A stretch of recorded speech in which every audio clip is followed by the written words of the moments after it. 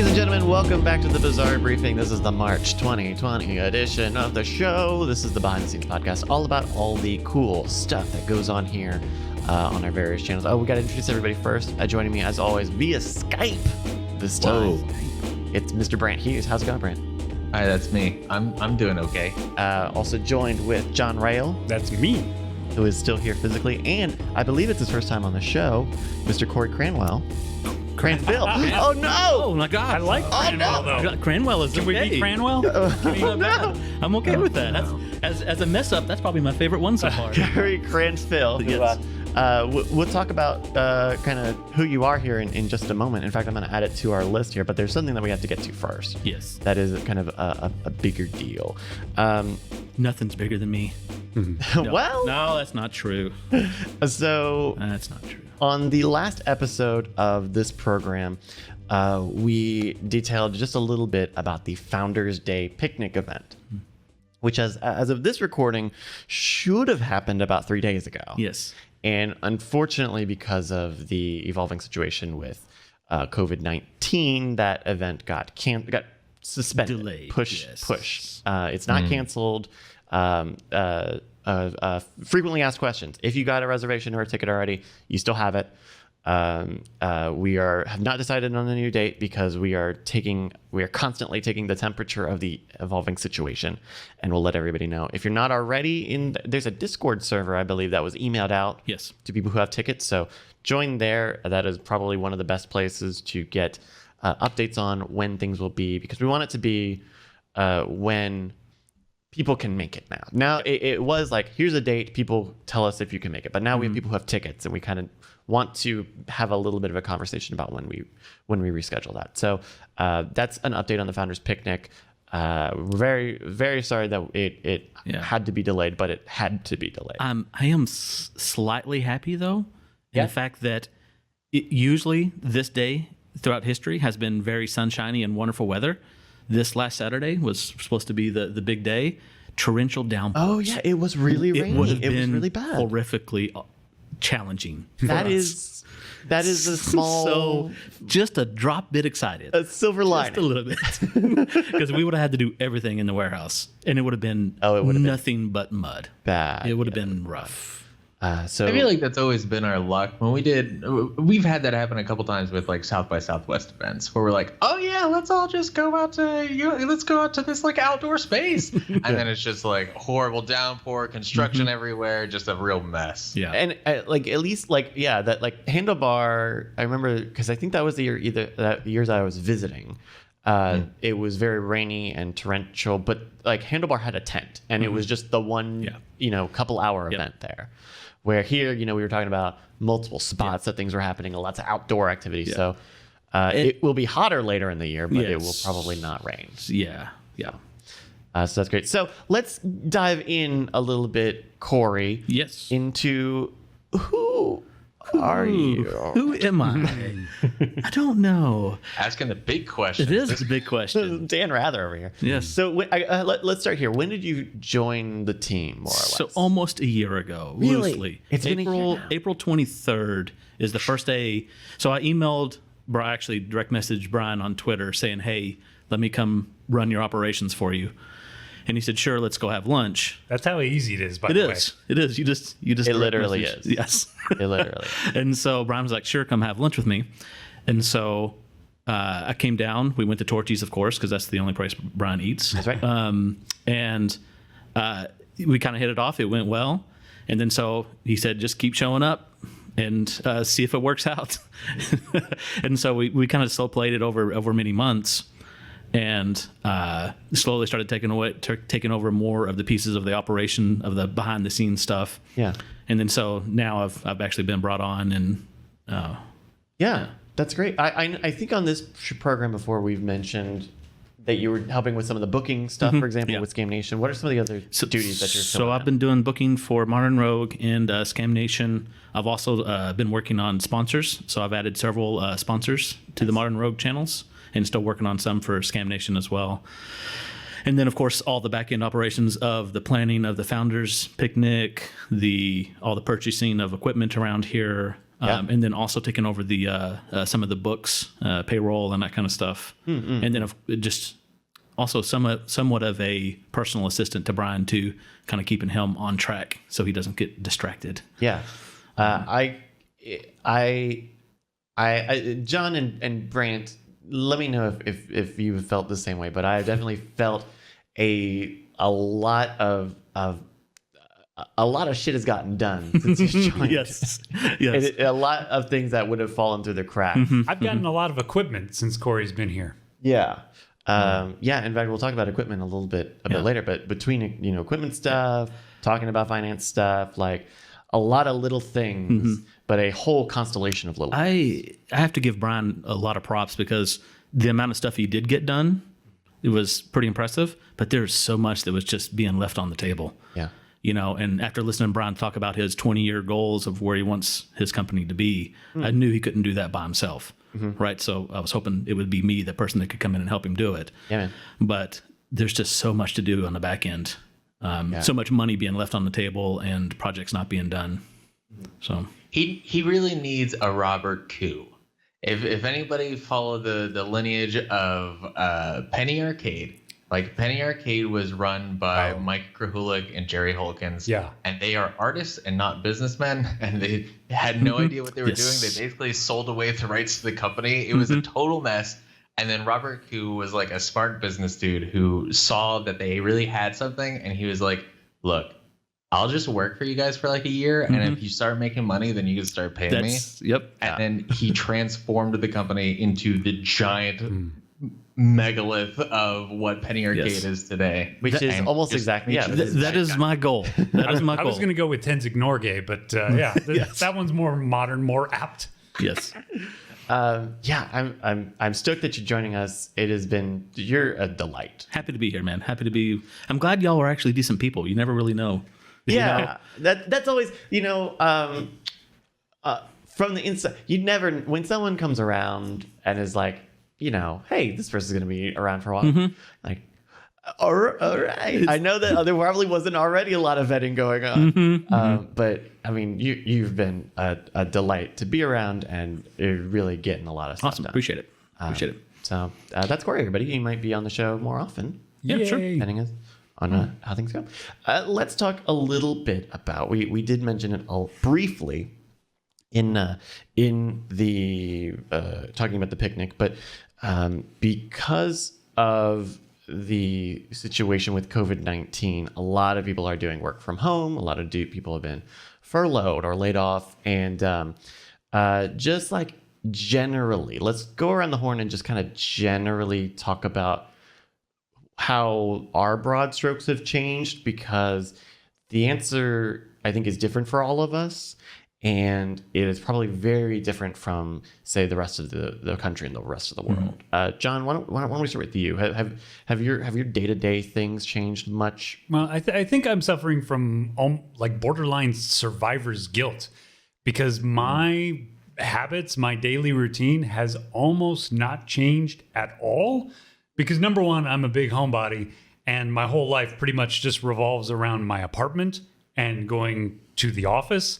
And now it's a solo office because Brant Brant kind of decided to be like, I'll be the one to go home. And I'm like, oh, okay, well, that means I guess I don't have to go home. So my routine has almost not changed at all, except I don't get weekly barbecue. Yeah. Because the barbecue place shut down. Yeah. Then on the flip side, Brant. So yeah, you've you started working from home. How is that? You were here in the office for what, a couple of months? Yeah, like 3 months, 2 months, something like that. Yeah. How was how's life back at the range? Oh man, I love it so much. Let me tell you. Oh, I feel more comfortable than I've ever been. In fact, like I understand that a lot of people have trouble with isolation, and I can respect that. But understand that there is nothing more lonely than being in isolation when the rest of the world is operating under normal operations, which is how I lived my life for 5 years. Yeah. Or something along those lines. So like I've literally never felt more connected with people, and like I've never had more of a sense of community now that I can literally commiserate with everybody. Like I've been the king of a town of one person, and now all of a sudden a bunch of refugees came in and they all want to live in my town, and I've never been happier about that. Yeah. Yeah, and I'm doing the normal stuff of like not being around people, but that was just kind of how I lived life anyway. So Yeah. And Cory, what about you? Because you come in a lot to do a lot of work here on the site. Yeah. So it hasn't changed much for me for work wise, anyways. So I still come in and I work because I think we'll talk some of it maybe a little bit later about some of the maintenance stuff. But I still come in and do some of the maintenance work. And then I'll come in and do work with Brian on scheduling of guests for the future, making sure he's good with the sponsors we're bringing on, that kind of stuff. And then, of course, it's ping pong every time we come in.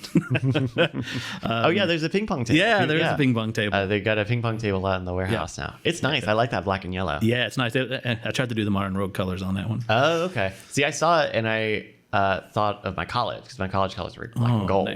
Nice. I want to paint a big MR on there on one side and maybe a Scam Nation on the other. Oh, yeah. Something like that. Cool. That'd be pretty cool. Yeah. But no, it really hasn't changed much of what I do around here. And also, I could do almost all of it from the house right now anyways, Yeah, I am the same. I'm still coming in and we're doing the podcasts on Mondays and Tuesdays. Still doing Scam Nation. We're the big hit has been to kind of the production side in terms of actually filming stuff. I know with Scam Nation, we've done many a video in the past where it's just Brian and a specifically set guest. But with Modern Rogue, that's going to be a little tough. And I think we're still in the early stages of figuring out what some of those things look like. Yeah. But more or less, my day-to-day has not changed. If anything, I've been here for various reasons. I've been here a little more than usual. But yeah, otherwise it hasn't changed much. And kind of like what John was saying about almost like survivor's guilt. Like my day-to-day isn't really different at all, but I am going crazy at home for nothing. Like I just knowing I shouldn't go out changes. Yeah, and the real kind of ironic kicker is that I had just gotten my license plates and my driver's license for Texas. Like I have been riding dirty for like almost a good 6-7 months now, and I am finally legit and ready to go, and nowhere. Nothing. So definitely, especially on the YouTube shows, you'll see stuff. You'll see us have to. I mean, you see every YouTube channel has to kind of figure out new ways to be doing stuff. Like this is tangential, but it's timely. Yesterday or Sunday, Quibi launched the phone video streaming site, and one of their things is daily shows, and a lot of those daily shows they had to start with like saying like, yeah, we're all working from home, but we're here to bring you the daily whatever the thing is, and a lot of people are recording from their homes. And it's a lot of graphic packages, and it's not a big deal anyway. But even that, this huge $2 billion, gorilla. Quibi still thinks it's going to be a thing. That's cute. We talked a lot about Quibi and Cord Killers this week, so check that out because I have watched a lot of Quibi stuff. So you're the one. Yeah, I read about you. Yes, that's right. The fabled Quibi user. Yeah. So that's a little bit about how things are going here. And the podcast shouldn't change much. We'll talk a little bit later about some of the new equipment. That'll be a very positive change with the podcasts. But other than that, I think they will still happen pretty much the same that they've been happening to. Well, I guess on that subject, not to mess with our order or whatever, Sure. but like as far as changing production things around or whatever, like I ended up in an ad because I was like, well, Jason's not here, and I know about this, so let's just talk about it. So we did the Ring ad together, me and Brian, because I was the person who was like, hey, we should just go with Ring because it does everything that you want. And he's like, well, what about this? What about that? And I'm like, no, just the Ring app. He's like, well, what about the cool locks I bought? I was like, they work with the Ring app, Z-Waves or whatever the hell. So yeah, Brian's like, yeah, we'll just do the ad, which is also why my face is a little blurry. a little out of focus. Because you were shooting it yourself. Yeah. Yeah. Because I'm like, sit in for me, and Brian leans close, and then I lean back. And, Yeah. But you're sitting in the outdoor kind of picnic chairs, and those are kind of tough to figure out, that sort of stuff. Because Brian always likes to. Brian, you guys are not suffering the Brian's chair dilemma No. today, but he loves to lean forward. I mean, it looks better, but no. So it was just me and Brian doing the whole production, and Yeah. so Yeah. Do you feel like it was good? yeah. I mean, it worked. Other than like, oh, maybe I should use a different lens next time, a little less shallow depth of field, Yeah. But deeper depth of field. then again, with YouTube kind of defaulting everyone to standard def, you kind of can't tell. Yeah, You that's kind of fair. can't tell. So, speaking of YouTube, Brant, Yep. a long time project of yours has finally been completed. Right. Yeah. Yes. The code reveal. The code from what even was it? The hidden. January 2019, something like that. I don't even remember what the original video was. What was the? Yeah, it was 5 secret codes hidden in plain sight. Right, and you hid you made a huge code puzzle adventure within that video, and on less than a week ago, you finally put out the video of how it was solved. How was that? It was okay. It was so like I on one hand, some people are really impressed by it because it's like, oh, there's like so much going on here, and there's it's like a highly specific codes and everything. And on the other hand, some people were upset with it because they were like, this isn't a fair puzzle or whatever. Well, and we've talked about this before, as we've talked about it on this show before, but writing puzzles is not an easy task to do, and you're never going to get everyone happy with it, because make it too easy, then everybody solves it and doesn't feel like you've accomplished something. If you make it too hard, and it's very easy to make something too hard, then people will feel like there was no way I could have gotten that, or it's unfair. The old curse of hindsight. Mm-hmm. Yeah. So tell us a little bit about this video, because it also took you a little while to put this video explainer together, right? Yeah, so it took like 5 months or so for me to put the video together, and it's basically all motion graphics and everything, because I wanted to really, show everything in as clear of terms as possible. And I run through the 6 hints that are embedded in the original video, and then the 4 hints that were posted to social media and stuff like that after the fact to kind of rope people back into it to try to solve it. Yeah. And yeah, somebody had left a comment on a hidden video like 5 months ago or so, and that's how we knew that somebody had solved it at long last. Yeah, it's curious. It was tough, especially because I had to like put myself back in the mindset of everything that I had done so long ago. And I had to like sort of reconstruct things from memory. I mean, luckily I had a text file around here somewhere that had like a listing of the clues and everything. Brant, was there ever like an idea to put this video on the actual Modern Rogue channel?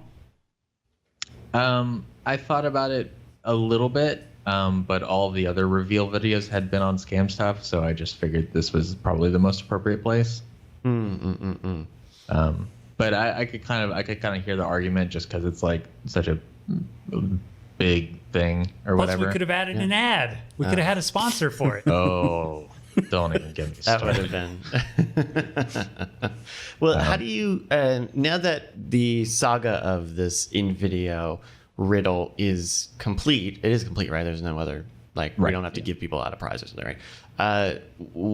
How do you feel having done it, and would you do it again? Sure. I mean, so I think about it kind of like in contrast to like the Friday giveaway code things that you used to do in the past. Yeah. And they're like, I feel like they're pretty different functionally about like not just how things are hidden, but like their intent. And you kind of correct me if I got this wrong, but the way that I remember it, you would put a code together like every every week, and it would be sort of a standardized thing. Like people would kind of know where to look, and people would know that, oh, this is like a cipher, and I just have to figure out what kind of cipher this is once you have the code. Yeah. It was relatively formalized in a way because we were doing it every week, and right. Not only we were doing it every week, we were doing it late in the week, and we were filming it late in the week, and it had a super quick turnaround, so it had to be relatively easy. Sure. Yeah, and it was fairly direct, and also like one thing you wanted out of that is you wanted people to engage with it, and you wanted people to go to the giveaway URL or whatever and punch it in. Yeah. That was the whole purpose, was to get as many people to get the code as possible for the most part, right? Right. Whereas this is like, I was really fascinated with the idea of having some sort of arcane path for people to follow that would go really under the surface. You know, you could have hundreds of thousands of people see the same thing, and yet only one or two could actually get through to the end. Like, I was just really interested with that hidden perspective. And it was also like thematically appropriate because, you know, that original episode was not 5 codes that everybody saw and understood and knew. Right. It was hidden in plain sight. And you know, some of the passcodes that like I've done have been kind of equally subversive and weird and not easily discovered. Yeah. And I think that's part of the appeal, because I think you know, a big draw for people. Not a lot of people are going to go super in depth to find all of these things. And but I think a lot of people really like the reveal videos because they're like, oh, this is cool. This is a thing that I theoretically could have solved but didn't solve, and I really like seeing how this was done. But of course, I want somebody to solve it so that I can reveal it. So I kind of have to find the balance. And, you know, looking forward, I would like for it to be slightly more accessible than this. But at the same time, like, I really like these sort of challenges to be very bespoke, and I like to use different techniques and try to come up with different ways of hiding things. And so, yeah, I don't know. I'm open to doing more of them if the right video comes up. But, you know, like, so the people who really like these are very outspoken about this, and I'm sure you are well aware of that element of things. And you know, some people are like, oh man, you should do one of these like every week or every month or something. And I'm like, dog, it took me 5 months to make this video. I'm not doing one every week or month. Yeah. But if the right thing comes up, if we have some cryptography video or some video that's explicitly about hidden codes or whatever, then I will happily scramble last minute, like I always do, to make some dumb code that takes people entirely too long to figure out again. We may have an opportunity for that. I'm working with some of the up in Oklahoma. I've got some contacts with one of the FBI training courses from a college that they train some of the FBI agents and stuff on. So I'm kind of working with them to see what fun stuff we can come up with. Oh, nice. As another side note, what if you did on the next one, if we do another puzzle, is do it in stages. So that way, entry level, stage 1, they still get to get success of like, hey, I made it through stage 1, you know? So that way some of the people, it's a little much easier. And then stage 2 and stage 3 would be like what this last one was, where it was crazy hard, you know? And that way people could kind of work into it, get their level of success, you know, like, hey, I can solve something easy, and they still get a cool splash page saying, congratulations, you made it through phase 1. You can either stop here or keep going, you know? Yeah, I think that's a good idea. Kind of like, I kind of run into the same problem that Bryce ran into with the code stuff, which is like all of these are like thrown together so last minute that only so much planning can go into any given one thing. Yeah. Which is why for this code there were so many external clues, because I could do those literally whenever after the video was done. But I also wanted it to be kind of self-contained in the video, the actual core puzzle. So it's something I would definitely have to, whenever we do the next one, I will have to sit on it and try to like come up with some vague ideas in advance, because sometimes, I mean, the problem is you're always balancing like getting the video done and doing the code. Right. And obviously the video getting done has to take priority, because otherwise there's no code. But then you end up, Thursday night at 4 a.m. going like, oh God, I have to wrap this all up, and I also have to get the video done. It can be tough. Yeah. Congrats on getting it done. Hopefully we might see more in the not too distant future. How about that? Brant, another thing for you is we've got new shirt surveys out. Yeah. And out for $30 patrons. For the $30 patrons over at the patreon.com/modernrogue, we can show off the design here to the public for the very first time. Can you describe the image? This is the image for the upcoming t-shirt. Sure. What and are we looking at? One quick clarification. It's not technically for the very first time. We did post it to Twitter. We did post it to the YouTube stories. Okay. That kind of thing. Like a week ago. But Details. Yeah. So this design we have here, it's on a sort of a dark tan background. We have a TMZ Cobra emblem. Canonically, it is the Serpent Squad emblem, which is an interplanetary task force for TMZ Cobra. We primarily have a pentagon emblem that is pointing downward. Yeah. You have a little black star off to the top left of the pentagon. Now there seems to be a planet within the emblem, kind of the background element. What is that planet? Because it almost looks Mars-like. Indeed. So there's a planet that's kind of at the bottom of the pentagon. It is half in the pentagon, half out of the pentagon. Inside the pentagon, it appears to be Mars. Outside of the pentagon, it appears to be Earth. Wow. Oh, maybe the M in TMZ Cobra might stand for Mars. Who's to say? No one is quite sure. And then there's also, is that an actual cobra? It is. Cobra? Yes. And then it looks like Jason's fist kind of punching up. Now, what is it? What is his fist holding? It looks like a ponytail. It is holding a pair of goggles. It's goggles. Yeah. Oh, I see it. Yeah. Very nice. There you go. Very cool. So that's coming up for patrons who were January through March of 2020. Yes. So this shirt is currently unavailable if you are not already a patron for that time period. Yeah. We're now in the cycle of quarter two, which means I have to start coming up with designs. Anybody got any ideas? Oh man, idea brainstorm, very quick brainstorming sesh. A fallback that I have always very lightly suggested is, we can take a quote from the show and give it a nice font treatment, not make it like, fucking impact font, bottom text, whatever. But maybe we do one that just says bottom text, and that's just all that people get. I love the photo we got of Brian and Jason doing the Last of the Mohicans holding pose of Jason holding Brian lovingly. I like that. Yeah, but how does that advance the lore? Oh gosh. Well, okay. Because they died that day. Oh, right. Oh yeah, they did die, huh? Golf House in the chat suggests Murphy's face on Dress Pants Robot Man via the iPad. So maybe a remake of Murphy Robot Man of the mannequin one, but with an iPad there instead of the head. I don't know. I've always wanted to do a beady-eyed doctors one, but I just don't know how to approach that. Oh yeah. I mean, maybe if you get like stock photography of a doctor and then shrink his eyes with Photoshop, using the Photoshop technology to shrink his eyes. I'd say we use the shot I got of Jason dressed as a doctor, because he looked like a legitimate doctor, man. Oh, okay. Did he have beady eyes though? He didn't, but would be didn't look legitimate then.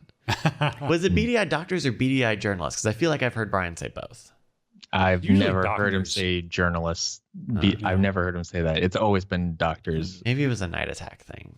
Or no, it was soulless journalists or something like that. I don't know. Have we done a Sheboygan rules? Some weird territory. Sheboygan rules? Oh, like just the outline of Sheboygan County or town? Okay. I don't know. And so Sheboygan rules, and then it's kind of like a dual thing. Yeah. Oh my gosh.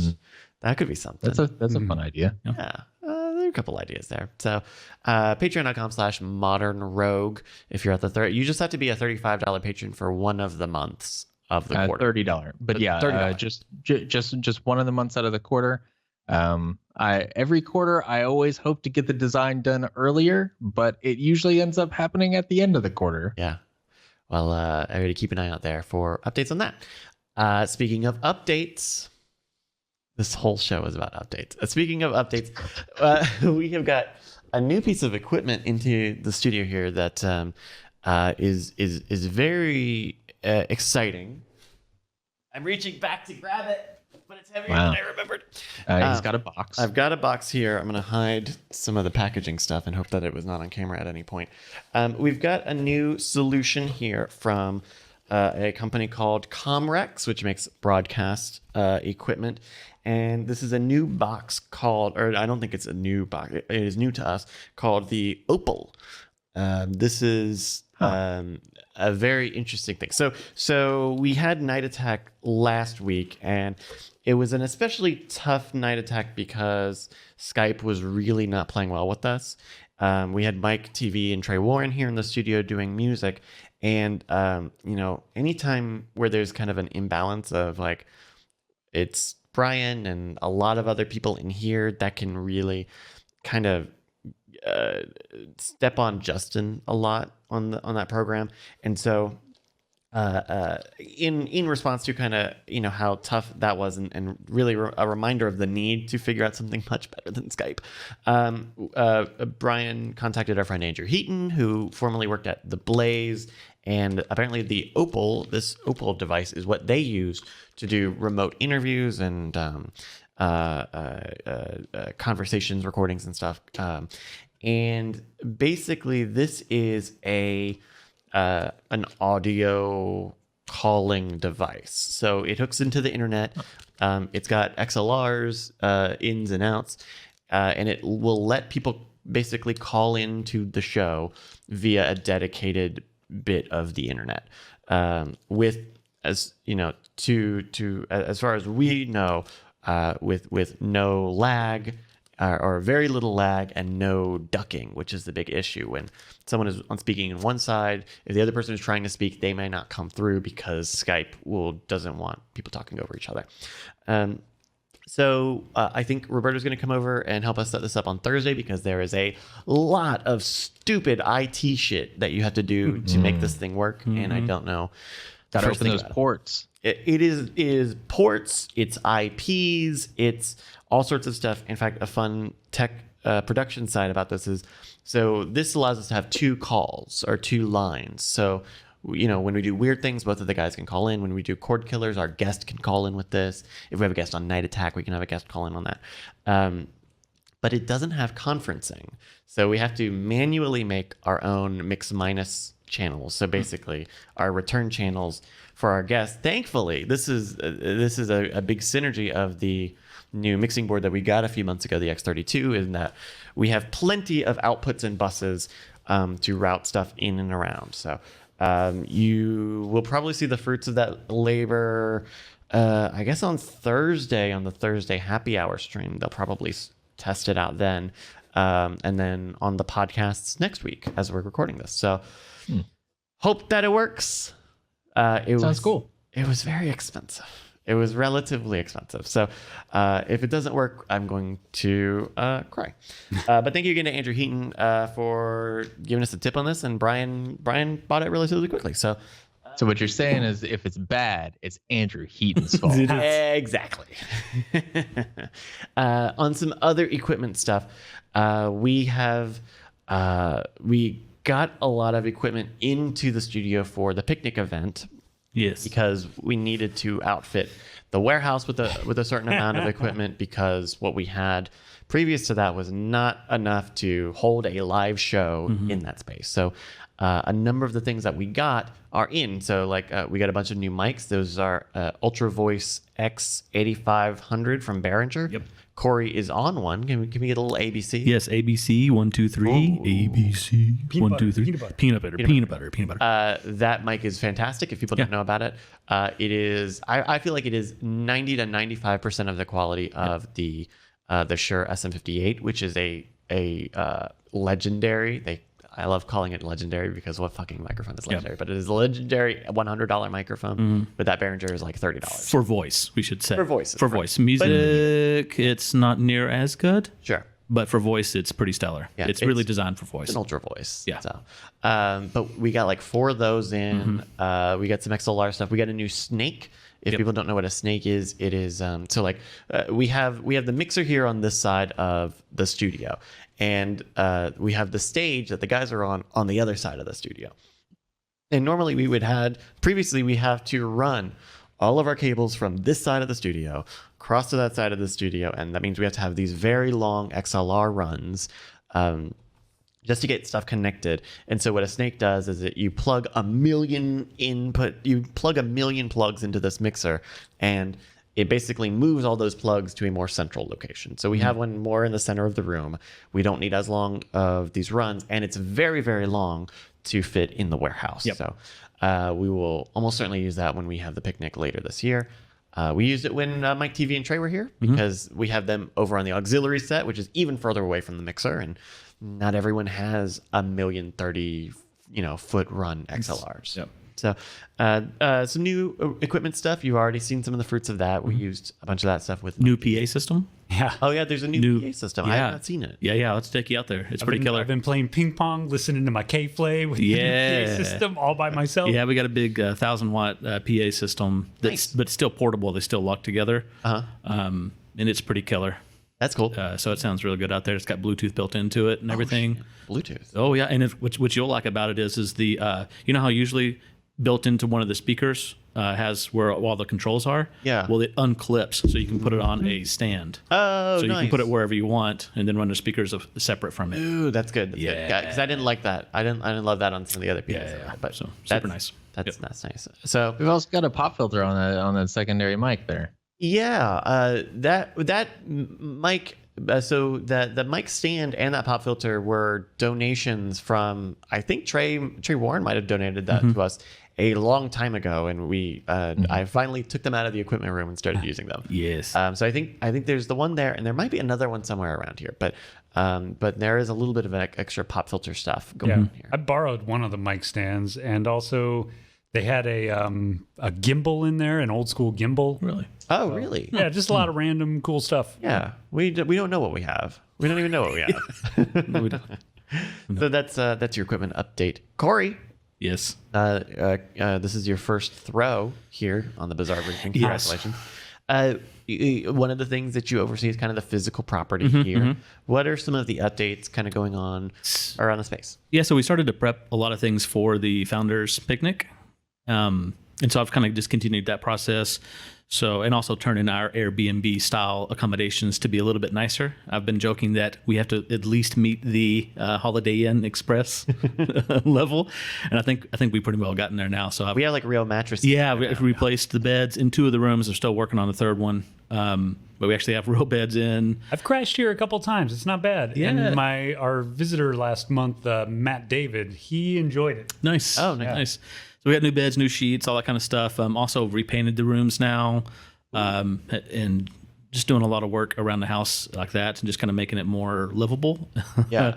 Also, Yeah, we 'cause that's important. I mean, there's not a lot. I mean, it's not like we got continental breakfast and a gym here. So at the very least, we have to have a bed. Yes. And yes, know. we redone some of the bathroom stuff as well, make that more accommodating to people. Yeah. And then some of the other things we've been working on, like swapping out the old thermostats. So we had like the super old style thermostats. So swapping those out with ones you can control over Wi-Fi. Wow. So that way Brian or you can adjust the temperature in the rooms before we start shooting. Same thing in the warehouse. So we had the new AC units put in the warehouse. Oh yeah. Yeah, so I don't think we mentioned that last time, but there is a new huge AC unit. Two. AC We did 2 big 5-ton AC units out there to chill that place down pretty quick. Yeah. And it works beautifully. It works really good. Right now, we'll see what it's like at 110. But right now it works really good. And so we also put the Wi-Fi thermostats on there so we can control those and good. so that we can turn the temperature down a day before we have to go in there and shoot. Yeah. Just to make sure it's nice and chilly for Brian, so he didn't get all sweaty. He loves it chili. Even less of the outside has been landscaped again or mowed and stuff. Yeah. So in preparation for the Founders Day, I had landscaping crews come out. I found a new landscaping company that's much cheaper for us, much cheaper. Nice. So we'll actually have those guys come around more often.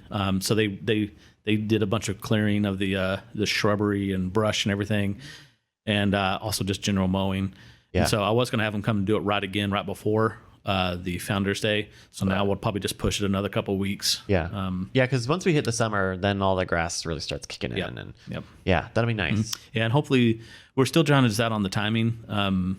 But we're going to probably get a big storage container as well, like a big shipping container. Oh, right. It's for various storage. Yeah, so that way we have a little bit more flexibility in the soundstage. Yeah. So that way we can move out some of the equipment out of there that we don't necessarily need very often.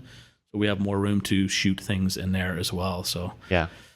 Are we going to keep? I know that there's a full 2-door fridge out in the soundstage. Is that going to keep? Is that going to make the cut? Oh, it's definitely staying now because everybody's using it apparently. Oh, really? Like at first, I was the only guy like putting the occasional thing in there. Yeah. And now I think Bonnie just has the whole freezer filled. yeah, that will probably stay around at least for now. What did she put in the freezer? It's not like there's a microwave out there. There was onion rings and frozen veggies and. Okay. I guess there's not a freezer here in this building. There's not. No. But nobody's cooking in here. Yeah. So Right. I think it's just extra storage from their house. Yeah. It's on purpose that we don't Like have a maybe their freezer. garage freezer broke. I don't know. Yeah, I don't know. I don't know. Very cool. Any other property updates? I think that is it on my list, anyways. Nice. I got a few things here on the Scam Nation front. We did some shoots in the past month.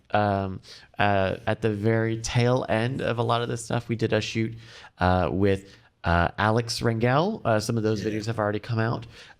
Those were great. Those were at Moon Tower. And we ended up doing kind of what I had talked about previously on the show and in episodes past about kind of changing up our shooting style. So instead of having, say, a center master shot that tries to capture all of the footage, and then 2 side shots, focusing on each side of the table. Instead, we had 2 shots, each dedicated to just being a little wider, capturing faces and reactions of each side, and then a floating third cam in lieu of a center master shot.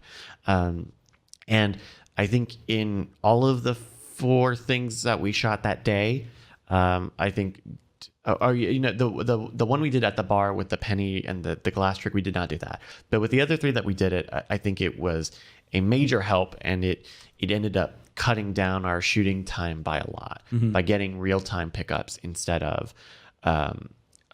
getting them after the fact and having to recreate stuff, because that just takes so long. Like you could just tell when you look at like all of the raw footage, like, here's all this talking, and then there's this long silent bit as we're like trying to recreate and get the cards right. And so so we did that, and I think that was really good. The other shoot that we had was with Brian's daughter Josie. I look so forward to those coming out. Yeah. She's adorable. Yeah. So in fact, the video this week will be one of those. Nice. Because Josie is home from school now.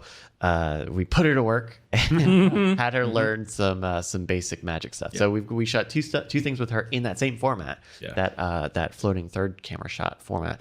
And I think both of those were really fun. We got rained out on the second one, but I think both of them ended up being good, and they ended up being things where we did pickups on one of them that I don't even think we really needed to do. But it ended up getting shot really fast. So I am liking doing that style more. Yeah, the flow seems to work really well. Yeah. And just being more open to like, if I'm in the background of the shot for whatever to be over the shoulder, then I think that's actually fine.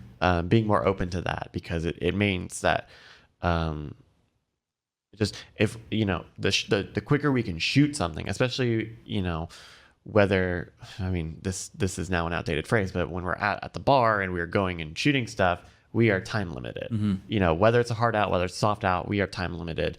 And the shorter things can be shot, or the quicker things can be shot, the easier it is on all of us on the production side, on Brian and any talent side, and lighting wise. So I'm excited about that. Another and we also don't have like a dedicated person for like keeping continuity or anything. So just being able to get that live is really helpful, I'm sure. Oh yeah. We've had so many times where it's like, what card got revealed? What card was it? Which no was one it? remembers. And so that's a little bit of that. We also did just in lieu of last week's video, we did a live stream on the Scam Nation channel all about it was kind of a two-parter. It was a interview between Brian and Michael Kent talking about because in the world of Magic, a lot of shows have gone virtual now. A lot of people are doing stuff over Zoom and Hangouts and FaceTime and live streams, and so a lot of people who are into Magic haven't figured out production stuff. They're you know, even if you make a trick for a camera, you still, that doesn't mean you know quite how the camera works or how the best way to set up stuff is. So he talked with Michael Kent about adjusting your routine and writing for a virtual audience. And then the other half of it was Brian and I talking a little bit about our setup here and some of the things that we use and some of our recommendations in terms of equipment and setup. One of the things that we used for the very first time in that stream, which was very cool, was an NDI camera on the iPhone. So it meant that Brian, who had a lav mic, could get up and walk around and show stuff on my phone in basically real time as an extra camera without having it be wired and all hooked up and stuff. It was a little splotchy because our network, the way we have our network configured here, is a little, but it's really cool, and I think we will probably find more uses for that NDI camera. And I know we've talked about doing more of those live streams occasionally because it was really good, and it's really good, really fun talking about equipment. And Brian really lit up once he started talking to Mike, because I think behind the scenes fact, before hey, there's Ryan there. Before we started doing the stream, it was almost sure like, well, what are we going to talk about? And then once we had Michael Kent on, it was like, oh yeah, the doors have been blown open on this, like tons of really great stuff. So yeah, I think that interview format is, I mean, we do it constantly with them. Yeah, we could have gone for like another 30 minutes just talking about the setup. Yeah. And then, and by the way, this was John's first time here at the production desk. Yeah. Running totally VMix. Different muscle than editing. Yeah. How was that for you? Because I know we didn't have a lot of time to go over our train and anything. And so I know for me, I'm just like, yeah. And I know at one point I was like, you shouldn't have done that. And I realized I don't need to be telling him. The last thing I need to do is be sitting over his shoulder right now. Yeah, there was it made perfect sense, but everything felt like it had an additional step. Because, when you're editing, switching cameras or whatever, it's like camera 1, 2, 3. Oh, no, that audio doesn't work or whatever.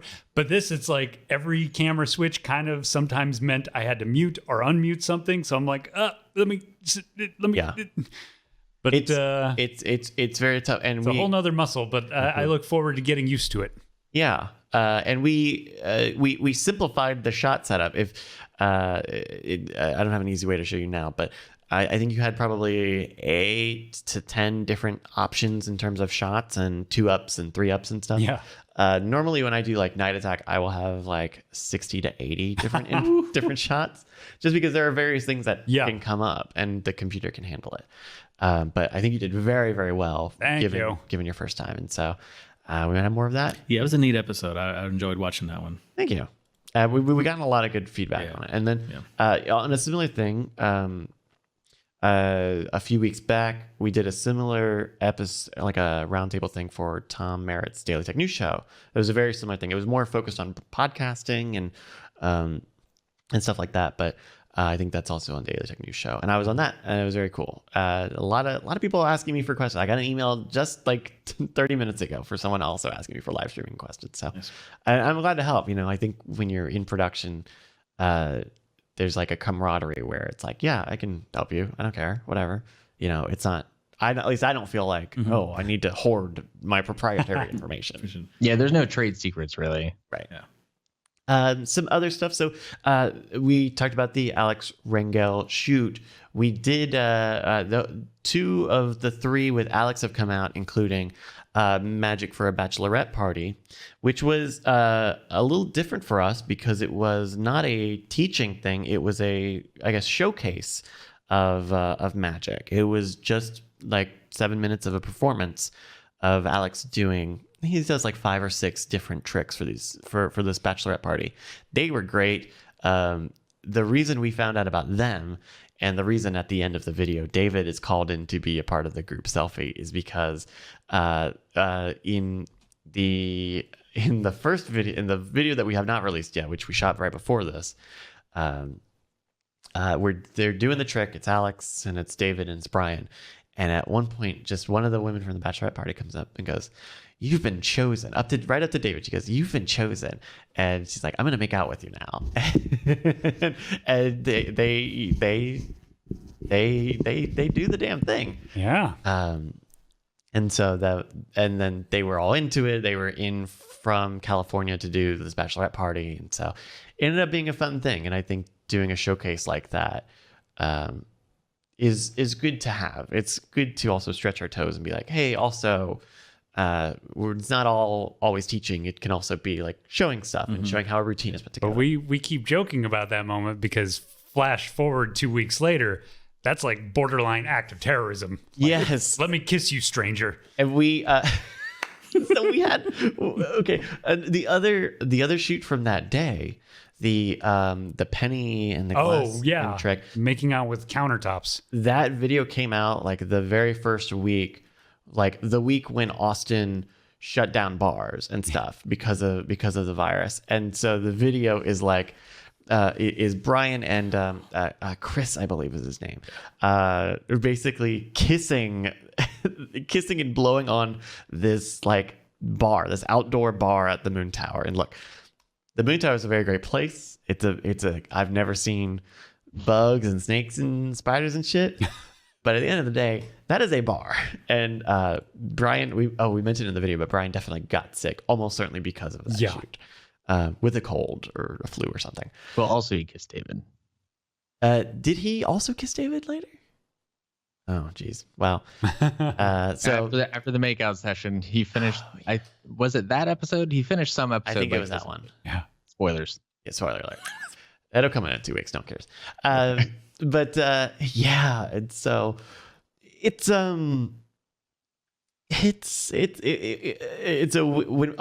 we posted that video, I think what did we call it? The most dangerous bar bet of 2020, and we put the little rendering of the coronavirus on it.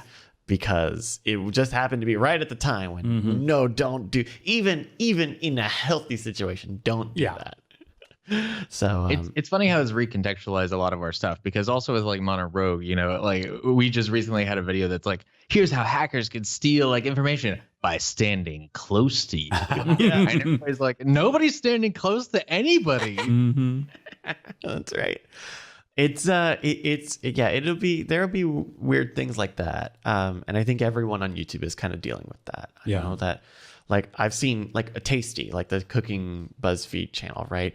Like they put in the videos like, hey, we know like it's not really cool to ask people to go to the store and get gourmet ingredients and like do stuff, but we shot these a long time ago and these are fun and we know you guys just like watching them. And so like they're mixing that between, you know, those and like shots, just stuff that they're shooting at home. And so everyone's trying to figure it out. Yeah. Speaking of stuff that we figured out, question mark? That works. Yeah. That works. Okay. John, I figured it out. Yeah. You posted something to the Scam Stuff channel, if I believe right, that we had never seen before. Can you talk about that a little bit? Fans apparently demanded that we give Earl more things to say. And Earl from the Straight Razing video. Earl from the Straight Razor video. So Earl, who Cory Cranwell hooked us up with. Cranwell, indeed. and he does have a beautiful voice. And so we're like, hey, just come down to the studio and read whatever the hell you feel like reading or that we hand you. And so the first thing I handed him was the CDC guide, instructive guide on how to wash your hands. And he read it, and I got a bunch of sexy B-roll that we combined with the boys doing crazy, wacky things, and mostly explosions. And like it opens with the Brian freakout moment. Oh yeah, with the dart. That's Yeah. my favorite one. And everything is laced with, really nice atmospheric ambient sound. Yeah, actually, we can listen to just a little bit here. Remember proper safety protocols from the Centers for Disease Control. Ooh. Let's take hand washing, for instance.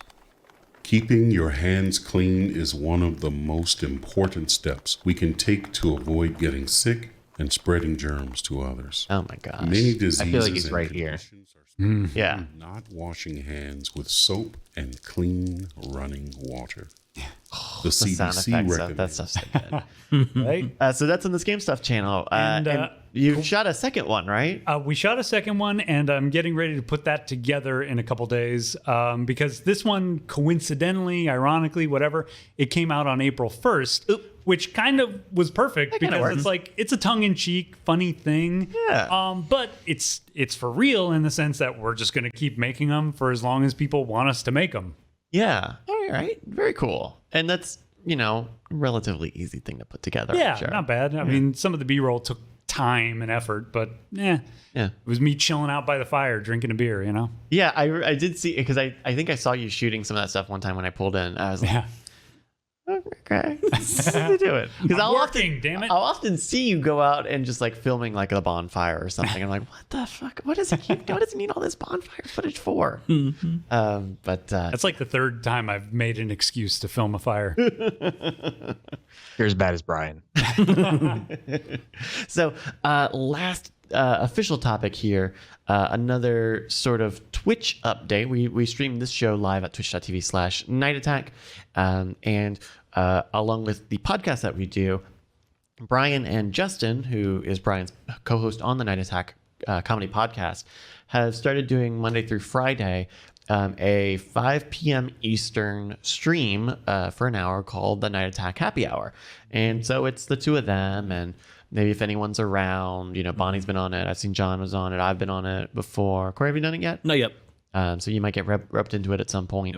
And it's just talking and hanging out for an hour. I think we did a trial of it last week on kind of pushing it to all of our feeds in terms of like the public feeds, the video feeds, the Patreon feed, YouTube.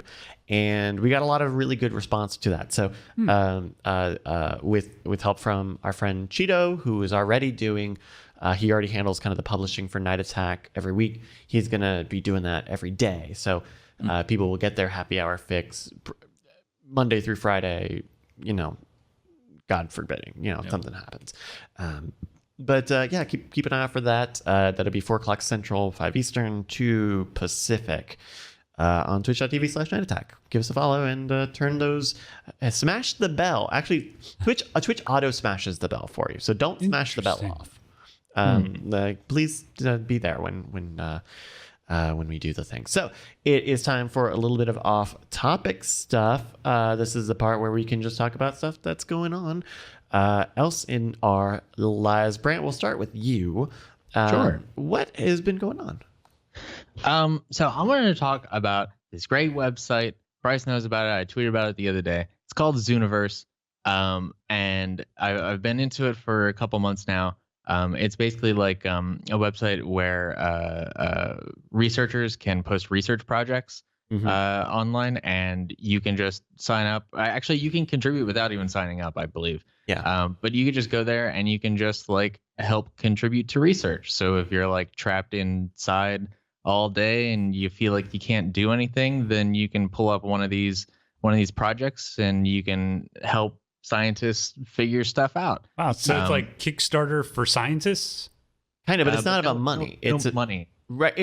It's kind of like Mechanical Turk. Like when I saw you tweet this out, I spent a long time looking at it because I didn't really understand what it is. But they make these like web applets basically where, like the one that I looked at is about antibiotics and their response on bacteria That's the word, bacteria. Okay. And so you like go into the project and it's like, hey, we're about to teach you the thing that you need to know to do this very repetitive task that we need a lot of people to do. And so it's like, you're going to look at these petri dishes and here's how we've treated them. And if it looks like this, you need to mark this. If it looks like this, you need to mark this. If it looks like this, you need to mark this. And it gives you like, it's very in-depth. It is it is a lot like Mechanical Turk, if you've ever seen any of that, where you just need people to do something that is repetitive. But it's very cool. Zooniverse, ZOONIVERSE.org. And it looks like they've got quite a couple of them, right? Yeah, there's a pretty varied set of projects. Like the first one that I worked on was a group of people had run into a bunch of World War II surveys that were sent to people in the military. And the surveys were basically like, hey, what are your plans for after the war, and how has the war affected your plans? And so they had just scans of thousands of these surveys, and they needed them transcribed. So it's like all of them are written in cursive because, of course, everybody in the past wrote in cursive. You're going to use it as an adult, so. Sure. And so it's like, they've got little handbooks to show you like, oh, here are like some common like cursive things to look out for, if you don't recognize this thing, it could be this. And it's just like getting this glimpse into these people's lives from, however many years ago. It was really neat. And then there's also, like there's one called Star Notes where it's, hey, there are these 3 or 4 women who were in astronomy in the early 20th century. And they were like really important figures for that time. And they just have all of these notes about, like these plates that they took for astronomy. And we just need you to go through, and we need you to connect the pages to the plates that they're referencing. And it's cool because like they all have like their own distinct writing styles. So, there's a lot of notes about like, oh, this person writes their capital T's in this way and whatever. And sometimes you'll just, and first of all, the Star Notes thing, they're like incredibly gorgeous, super high res scans.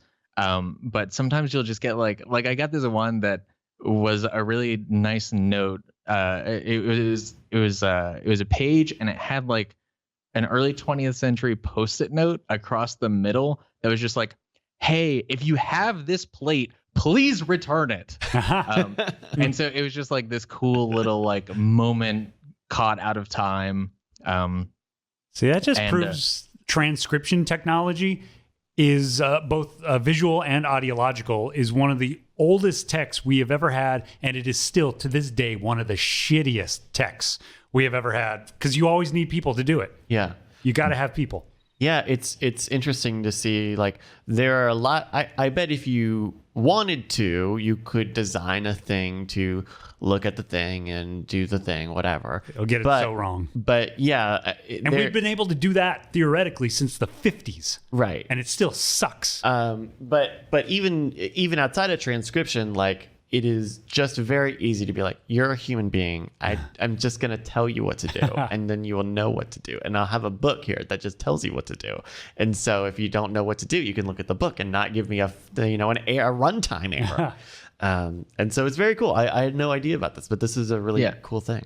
And also there's actually an interesting cross section between what you guys are talking about, because there's this great project on there that is for like trying to spot early spiral galaxy formations. Wow. So it just like it spits you out tons of images from satellites that is like, hey, here is either it's going to be a galaxy or it's going to be a star.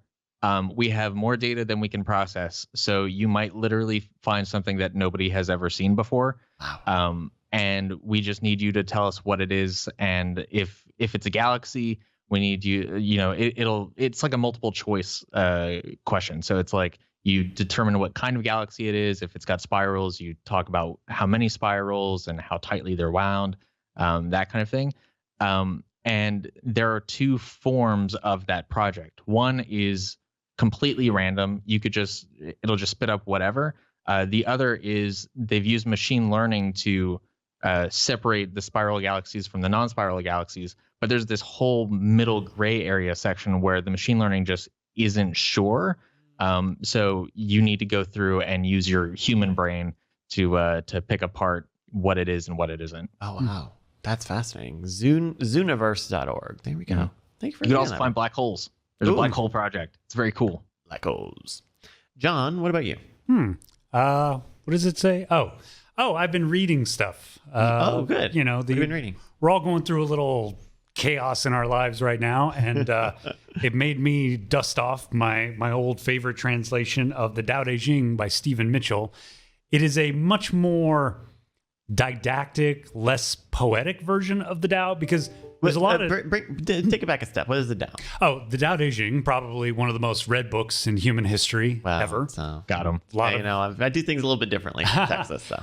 It's a book. It's funny because there's a whole religion based on it, Taoism. Sure. I'm a Taoist, but you read the book. There is no dogma. There's no angels. There's no gods. It is just a book of sort of truisms about the nature of life, the world, and Tao, which we could shorthand call quality, goodness.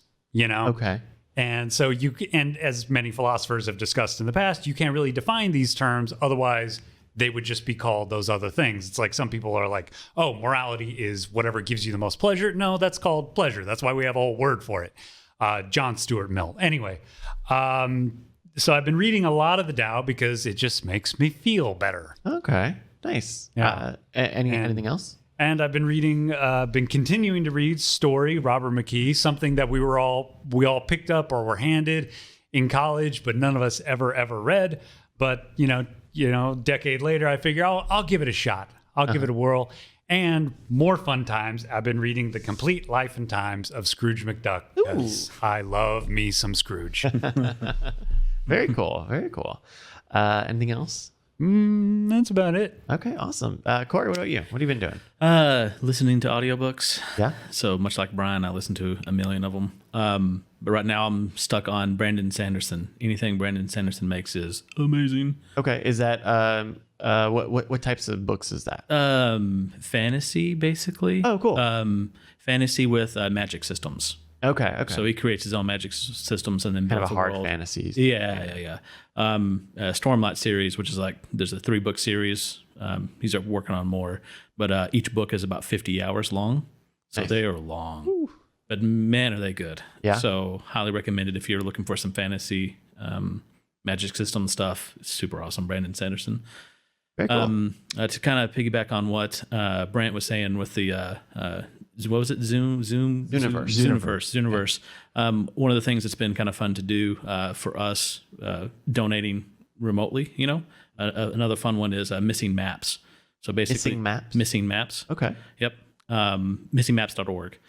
And you get to go on and pick whatever area you want to do. You can either do your local area or anywhere around the world.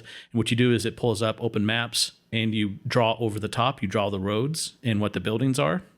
And it helps with first responders. Oh, wow. And for future disaster planning and stuff like that. That's so great. If you're kind of bored and want to help, from the comfort of your house, this is a fun one we use in my other career to be able to donate to people remotely. Yeah, that's awesome. That's cool. Missingmaps.org. Yeah, it's a fun one. Past that, I've got a new puppy, so I'm dealing with all the poop and the pee. What kind of puppy? Miniature schnauzer. Yeah, it's adorable. Little black, little cute little guy. So dealing with that. Yeah. How old is he cute. now? He's 12 weeks. Just turned 12 weeks. Wow, little baby. Yeah. Very He's a little cute. baby. It's fun. For me, I've been having a lot of time to watch stuff, so I've been watching a lot of stuff. Ozark just came out, season 3. That's very good.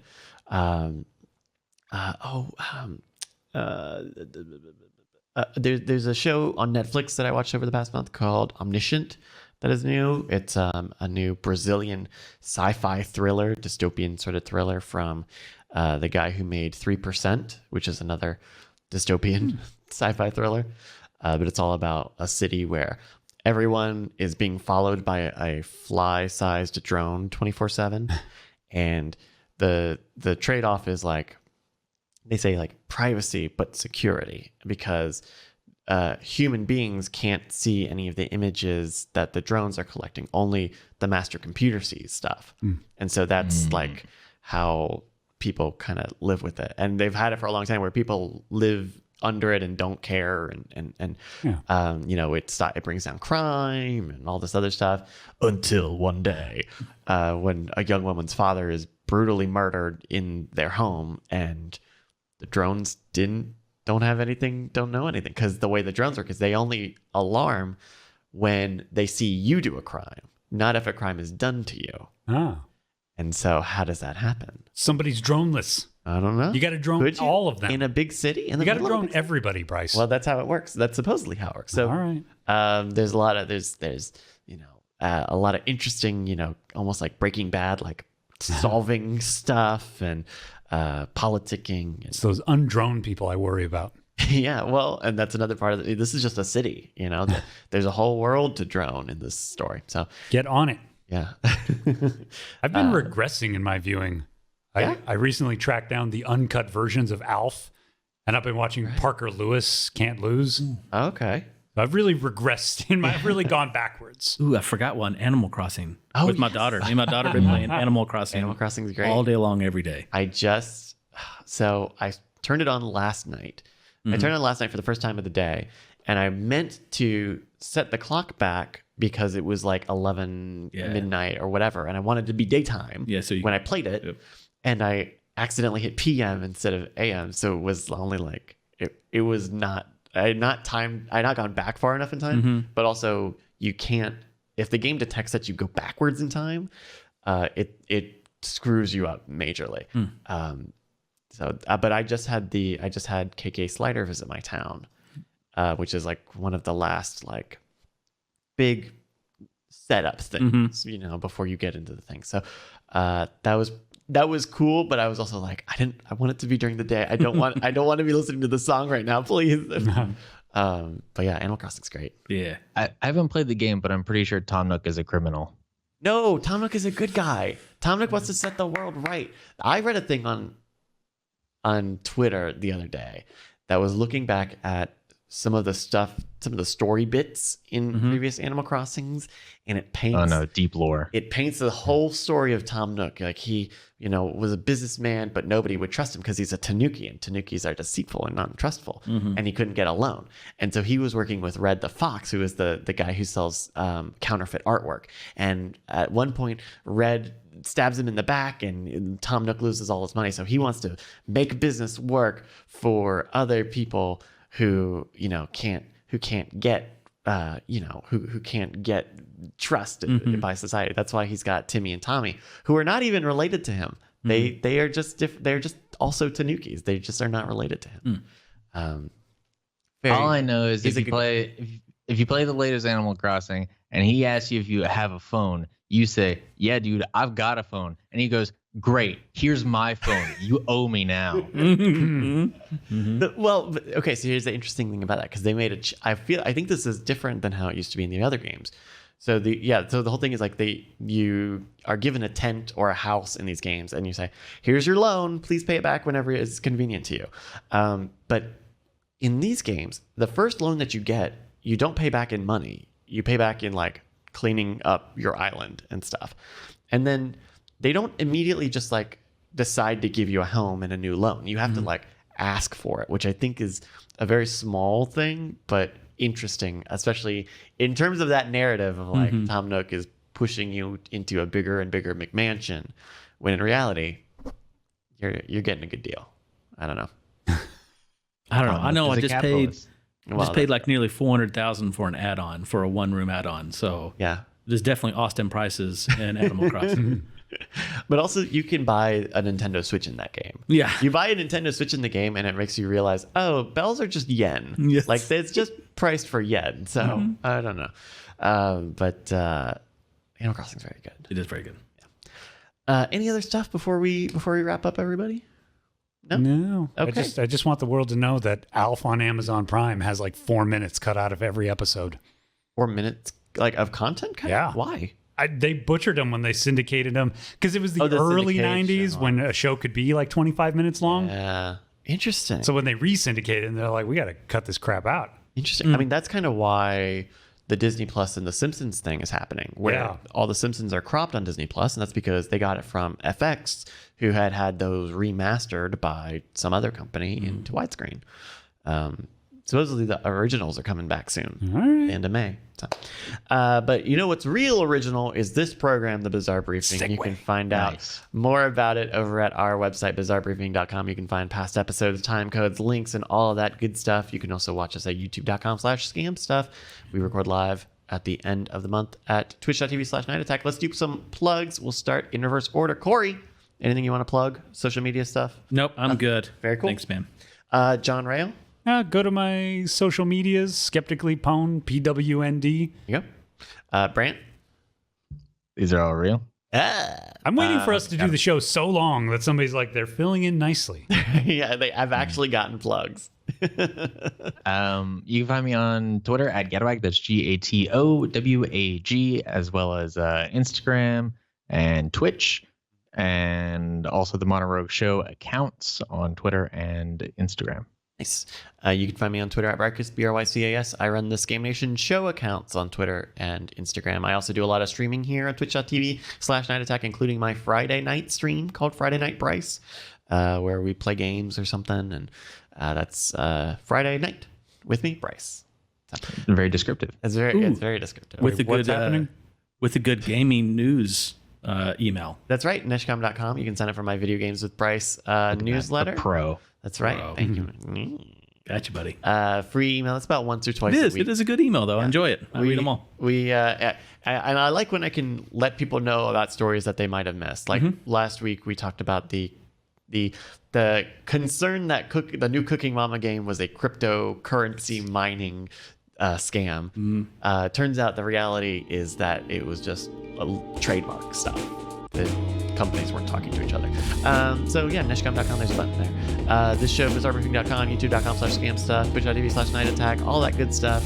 And until next time, we'll see you next time. Bye. Diamond Club hopes you have enjoyed this program.